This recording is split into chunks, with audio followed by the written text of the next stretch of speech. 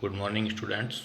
मैं Naveen Chaudhary, assistant professor botany, government PG college Barmer से हूँ। और ये वीडियो बीएससी फाइनल करेंगे और आप आशा है कि आप सभी ऑनलाइन क्लासेस से रेगुलर अपडेट्स लेते रहेंगे और लाभान्वित होंगे। अपन अभी आज जो है बॉटनी के सेकंड पेपर के सिलेबस के बारे में डिस्कस करेंगे और सिलेबस की पूरी रूपरेखा जानेंगे और इसकी सारी जो यूनिट्स है इसमें कौन कौन से टॉपिक अपने को जो पढ़ने हैं उनके बारे में जानकारी लेंगे। कुल 5 यूनिटों में अपना पेपर सेकंड बॉटनी का बांटा गया है। इन 5 यूनिट में से जो प्रथम यूनिट है वो एनाटॉमी से संबंधित है। पेपर का नाम जो रखा गया है वो है एनाटॉमी ऑफ एंजियोस्पर्म, आवर्त बीजियों की शारीरिकी। दूसरा भाग जो पेपर का है वो है इकोनॉमिक बॉटनी, आर्थिक वनस्पति से संबंधित यूनिट होगी। और तीसरा जो इसका छोटा सा पोर्शन अंतिम यूनिट में है वो है इथेनोबॉटनी यानी नृजातीय वनस्पति विज्ञान। प्रथम यूनिट में हम एनाटॉमी ऑफ एंजियोस्पर्म, आवर्त बीजियों की शारीरिकी के बारे में अध्ययन करेंगे।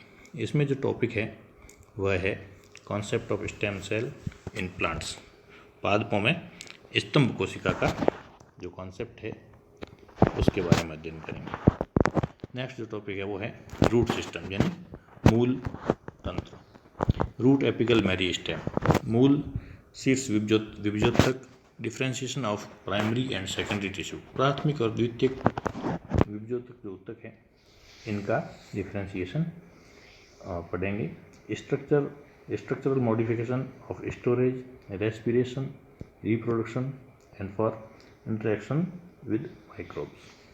तो जो शारीरिक परिवर्तन आते हैं स्टोरेज ऑर्गन्स में, रेस्पिरेटरी ऑर्गन्स में और रिप्रोडक्टिव ऑर्गन्स जो प्लांट्स के होते हैं इनके स्ट्रक्चरल मॉडिफिकेशन के बारे में पढ़ेंगे और इनका इंटरेक्शन जो माइक्रोब्स से होता है वो भी अपन इस यूनिट में पढ़ेंगे। दूसरी यूनिट है वो सूट सिस्टम यानी शीर्ष प्रहोर तंत्र से स्तंभ प्रहोर तंत्र से संबंधित है।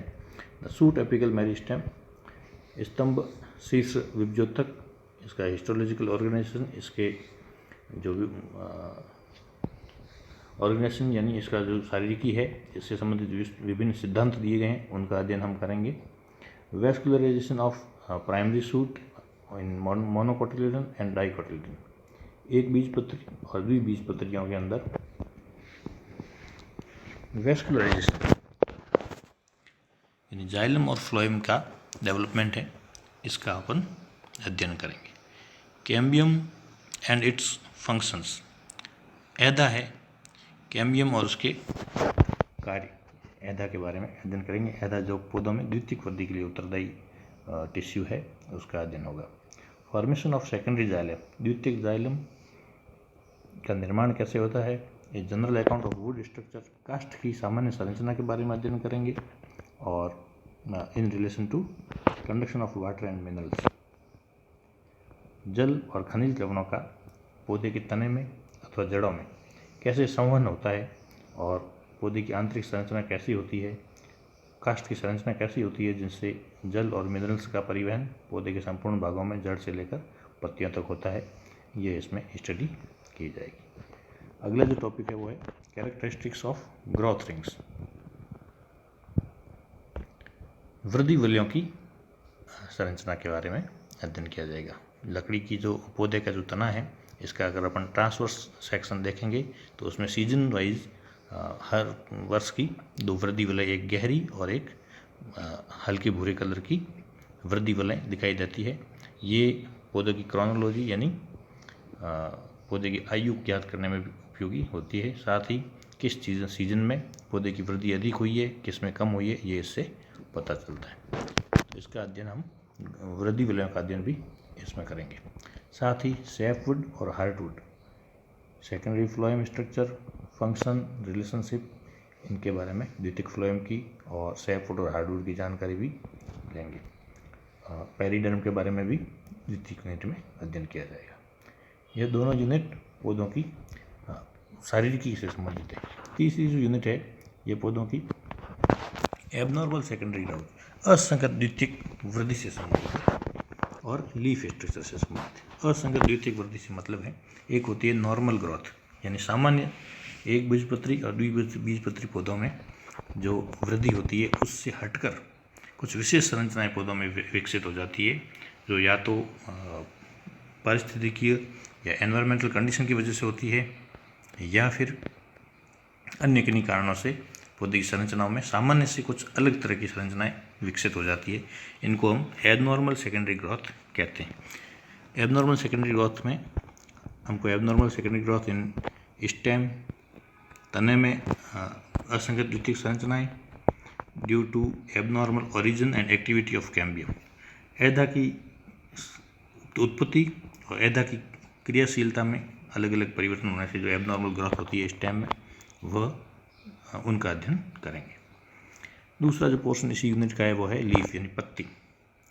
पत्ती का विस्तृत अध्ययन इसमें होगा। इसमें लीफ की internal structure, relation to photosynthesis and water loss, प्रकाश संश्लेषण से संबंधित पत्ती की संरचना कैसी है जिससे वो प्रकाश संश्लेषण की उपयोगी होती है, और जल की हानि होती है पत्ती में रंध्रों के द्वारा, उस हानि को कम करने के लिए क्या क्या इकोलॉजिकल एडेप्टेशन शारीरिक रूप से पाए जाते हैं, इनका अध्ययन करेंगे।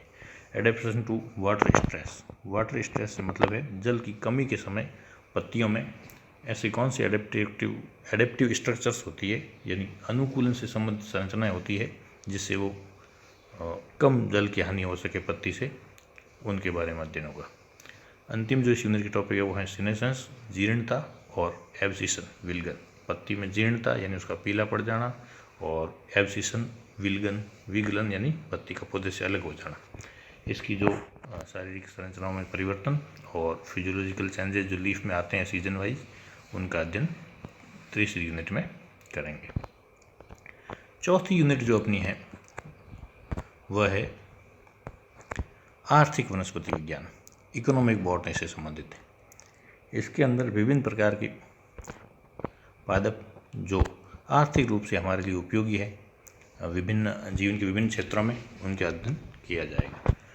फर्स्ट जो इसमें पादप हैं वो हैं फूड प्लांट्स यानी भोजन के लिए उपयोगी पादपों के बारे में है। इसमें अपने मुख्य पादप जो कोर्स में है वो है राइस, वीट, मेज, पोटैटो और शुगर के हैं। चावल, गेहूँ, मक्का, आलू और गन्ना, जिससे हमें शक्कर प्राप्त होती है। चावल और गेहूँ भोजन का मुख्य भाग है, संसार के सबसे बड़े जो खाद्य पदार्थों में आते हैं।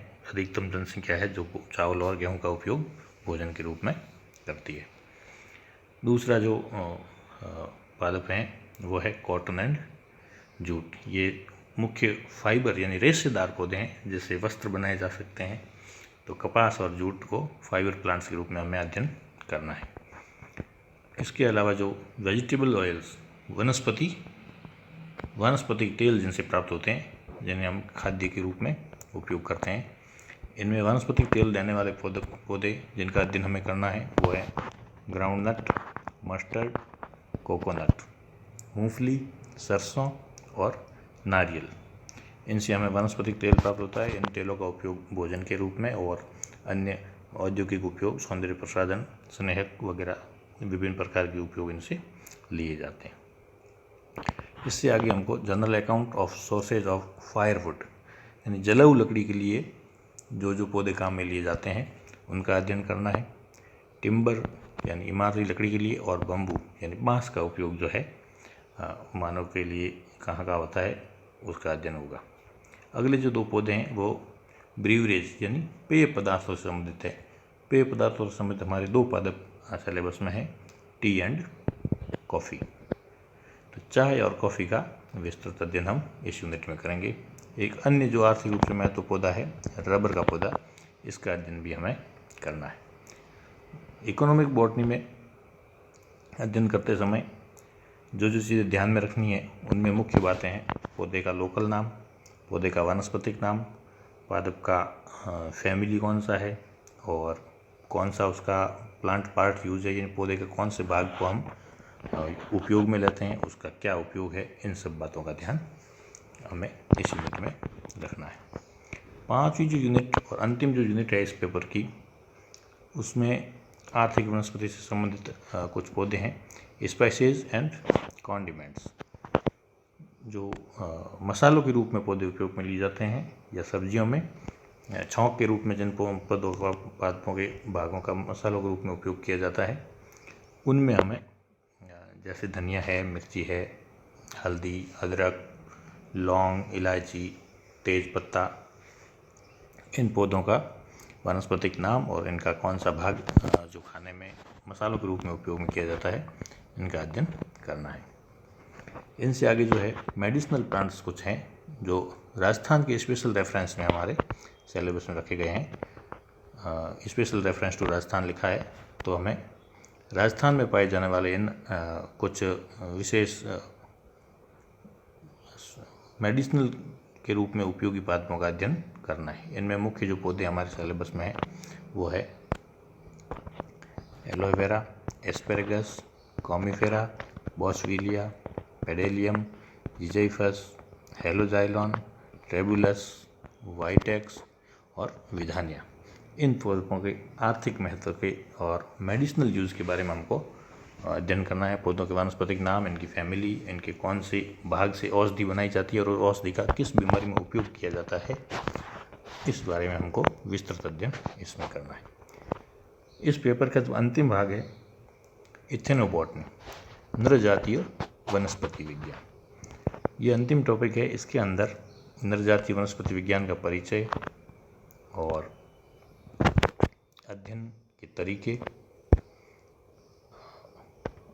नॉलेज ऑफ एबोरिजिनल्स इन राजस्थान, यानी राजस्थान के विशेष संदर्भ में जनजातीय जो ज्ञान है पौधों के उपयोग का, उसका अध्ययन किया जाएगा। नृजातीय वनस्पति विज्ञान मुख्यतः जो जनजातीय लोगों के पौधों के उपयोग से संबंधित जानकारी है, ज्ञान है, उसके बारे में अध्ययन करने से संबंधित है।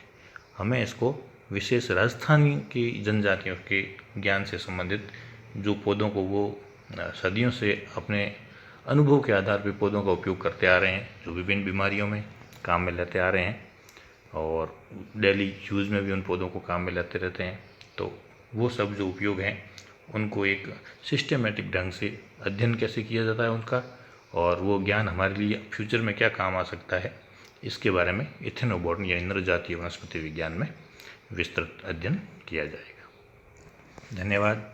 अगली वीडियो में हम इस पेपर की पहली यूनिट यानी एनाटॉमी ऑफ एंजियोस्पर्म के बारे में अध्ययन करेंगे। आशा है आप लगातार संपर्क में रहेंगे और अपने कॉलेज के यूट्यूब चैनल से अपनी रेगुलर क्लासेज के जो वीडियो आते हैं उनका अपडेट लेते रहेंगे और लाभान्वित होंगे। Thank you very much.